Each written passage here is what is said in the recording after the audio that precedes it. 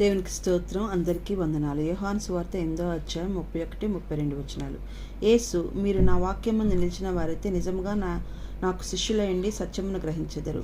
అప్పుడు సత్యం మిమ్మల్ని స్వతంత్రులుగా చేయనని చెప్పగా, ప్రస్తుత కాలపు ఈ దుష్టలోకము అబద్ధాలకు జనకుడైన సాతాను అధికారం కింద ఉండి అబద్ధాలతో కూడుకొని ఉంది. సాతాను ఎప్పుడు విశ్వాస చెవి దగ్గర జోరీగలాగా అన్ని అబద్ధాలే చెబుతుంటాడు. నీలో మంచి ఏమీ లేదు, నీవు ఇది చేయలేవు, నీవు ఆ పాపం చేసావు, ఈ తప్పు చేసావు, నిన్నెవరూ ప్రేమించరు, దేవుడు కూడా నిన్ను ప్రేమించట్లేదు, ఇలా ఎన్నో అబద్ధాలతో విశ్వాసిని కృంగతీయాలని చూస్తాడు.